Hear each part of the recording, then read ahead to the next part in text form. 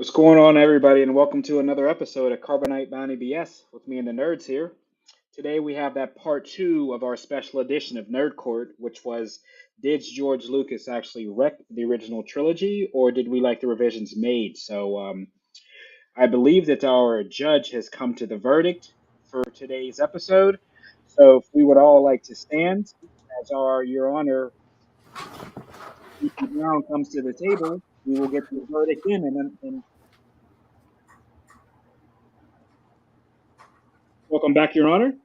Oh, thank you, thank you.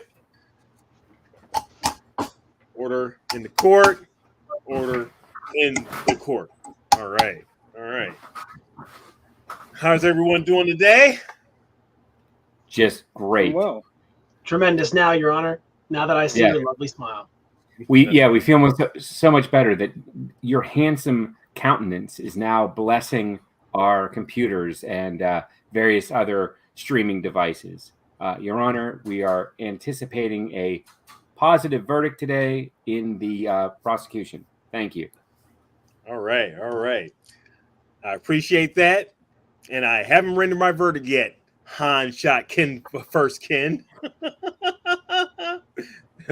Classic material, classic material. So, all right. It's good. It's good to see you guys today. It's good to have you guys back. You know, it's been a week. You know, deliberated long and hard about this. And I want to say, first of all, you guys presented some great statements, some great arguments, some great just overall knowledge of the sequel, the prequel trilogy, and also like the main 4, 5, and 6 main Star Wars canon.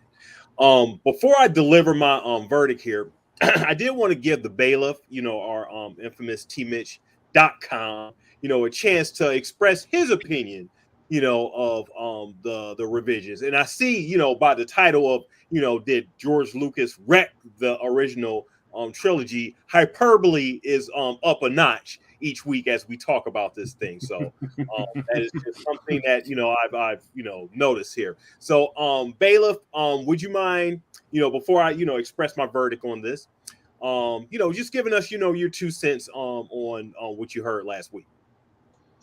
Sure, yeah. So, I mean, I believe both sides presented, very, very compelling things. Um, on some of my personal thoughts, not to be biased towards whatever either side, but just a couple main things. The difference of opinion people felt about Sebastian Shaw being replaced by, Hayden Christensen. Um, Obviously, we didn't take too much into things as such as color, really visual effects. I know where there was a big dialogue as far as the Han canteen scene and whether who shot really first, and who would have got the shot off. As far as where I seen that, I didn't find that substantial enough to really make a difference as far as your opinion on the overall decision making when looking at the revisions between the originals and the re-edits, whether it be THX and or the newer 4K releases they did, I believe, 2 to 3 years ago. So, really compelling things, Your Honor. I think some people were dissatisfied with the original theatrical cut just based on maybe kind of the way it hit as far as maybe some of the storytelling. But then the revisions they had, as we just talked about, even the end of Return of the Jedi, the planets we've seen. I personally felt that those are things that needed to be seen as far as maybe planets that weren't discovered but maybe were part of the universe. So it's one of those things with technology grows, maybe the story grows, and overall the shots, kind of did make the film in my eyes look a little better. But that's just my personal opinion. We'd love to hear though what you feel as far as what you swayed as far as on this verdict. Definitely.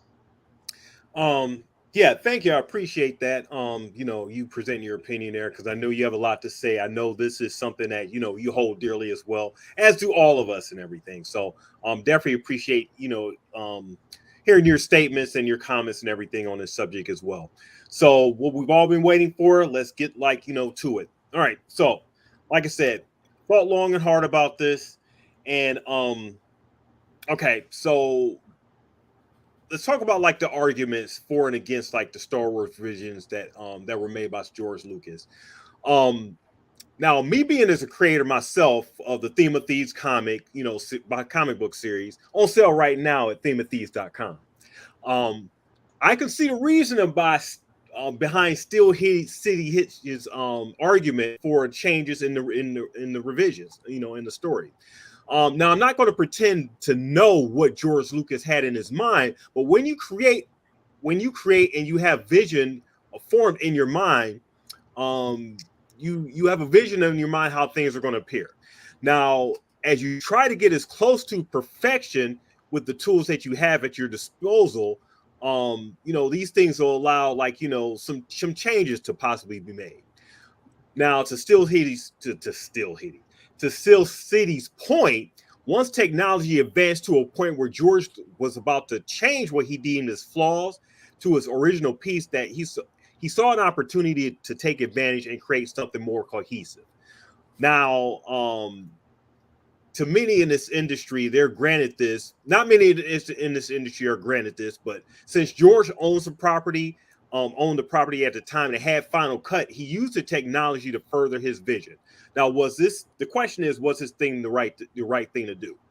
Now, the Grand Prosecutor Tarkin posits the defense with the infamous line, "If it ain't broke, don't fix it," with his "did Han shoot first or not" argument. Now, as creators, such as myself, we see our creations as children, something to behold, something to hold dearly to us, to mold and to do with as we please.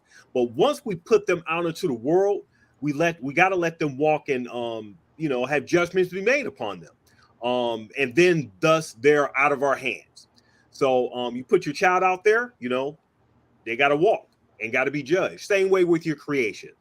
So you raise it to the point where it grows to manage themselves, and you can't control the judgments of the shape that you made for your child. The child has to walk on their own, and at some point, and the same way with art. George Lucas put the original trilogy out there to be judged and to be fair to all other movie directors that begged for that final cut, he probably should have left well enough alone and let the flaws be the flaws.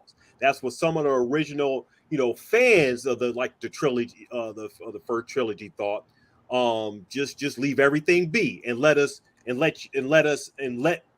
what I want to say here. Let us retain our nostalgic memories of what you had as young children or whatever, or young people. Sometimes as creator, you got to know when to let go, and I think this is George Lucas' revisionist issue, at this point. So it brings me to the future. How will future generations interpret the story? Now, George had the wherewithal to look at his saga and realize that future generations that watch this and will want to care about the story and if it made sense. Now, not to be nostalgic about the period of time it was made, but to watch the prequel trilogies as he made them along with episodes 4, 5, and 6, so that they would actually make cohesive sense to tell the story that he was intending to tell all along. Now, for that reasoning, I can't fault George Lucas on what he was trying to do. So I'm in line with Steel City's defense that his revisionists enhanced the story and did not take away from it. So I final motion for Steel City defense. The verdict: George Lucas was right in his way of changing, his revisions. So let me understand this. You're saying that it's okay for the creator to go and basically destroy what he has created. He or she. He has control over it. George Lucas had control and the right to do it. Not many directors or creators had that level of control. George has, and he decided at that point, I'm going to go back and change what I did since I had that level of control. So it made sense for the whole cohesiveness of the prequel trilogies that he created at the time, and enhanced it to where the sequel trilogy, well, the 4, 5, and 6 made sense in an overall story bag. That's my verdict, and I'm sticking to it. Bam. Wow. Your Honor, I must say, it is a bizarre and rare thing for me to behold a man of such wild and just incredible magnetism be a man of such insane and incredible depth and wisdom. And I just appreciate that about you and wanted to say that. I appreciate you. Yeah, and I thought long and hard because Ken, you made some really great points. I mean, you put something out there. I mean, you should let it be as it was, and let it just live on its own. You know, flaws be the flaws, and you know, if people judge it on its own merit and everything. But I had to come as that storyteller, you know. So I'm sort of like just in that creator's mode. I see a whole line of, you know, Star Wars canon being stories being told. So I had to go for like the whole it makes the story make more sense. You know, the flaws are what they are. But did it? His Honor said yes. In George's mind, it did, Ken. In George's mind, it did. Yeah, and he sold his franchise for $6 billion to Disney, which was a giveaway. I mean, if you ask me. I know a lot of stupid people that can get you to buy something for $6 billion. Just a couple. Yeah, just a couple, maybe one or two. But yeah, you know, maybe he wasn't in the right mind. You know, I wonder after he sold that, how well did he sleep at night after he did that? I sometimes wonder that. Oh, bro! I mean, they signed a check off it was like, you know, like the first pencil. You know, you never buy a car on the first pencil. They went down and signed it off the bat. I mean, based on the numbers, I mean, I think they made that back in that first movie, not off the. I think because he did. Yeah, because listen, the dumb thing he did was like he sold everything. Like, why would you hold on to toys? Like, you literally let everything go. It's not just that he did it. It's not that he did it like the whole cart, right? It's that it felt like he just was like had a whim. He was like, you know what, I'm done with this. It's like he made that crappy fairy tale movie that nobody even remembers, except I remember it because it was George Lucas's. And then he was like, you know what, I just don't think I'm going to do this anymore. See ya. And he was just. Yeah. So I gotta love that. I think Arthur Conan Doyle should have done that sometime in the teens. What do you think it's worth? What do you think it's worth now if you sold it? 20, 25 trillion minimum. It's not. Yeah. I don't know. It's one of those properties where it either like it buys itself essentially back from Disney, or it stays with Disney. Like, I don't know that you can like.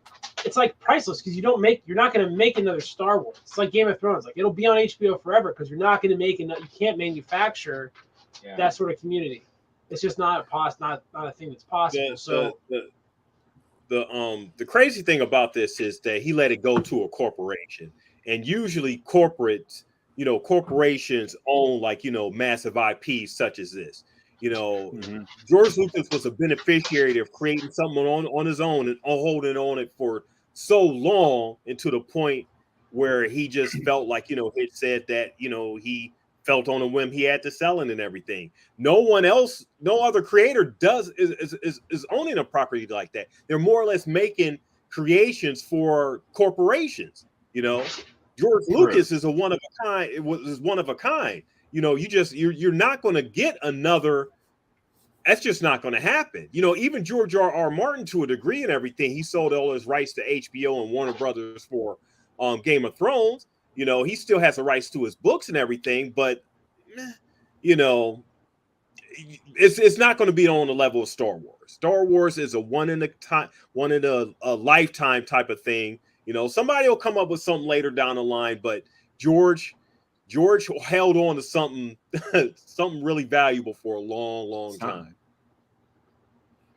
So an interesting fact, though. So Disney owns everything but Skywalker Ranch. They actually lease that from him. So Skywalker Ranch, where they do like all the storyboards and stuff, they actually don't own that property. George actually still owns that. So that's the only thing they didn't get out of it. And they have I don't think they own. I don't think they own the original version of the films.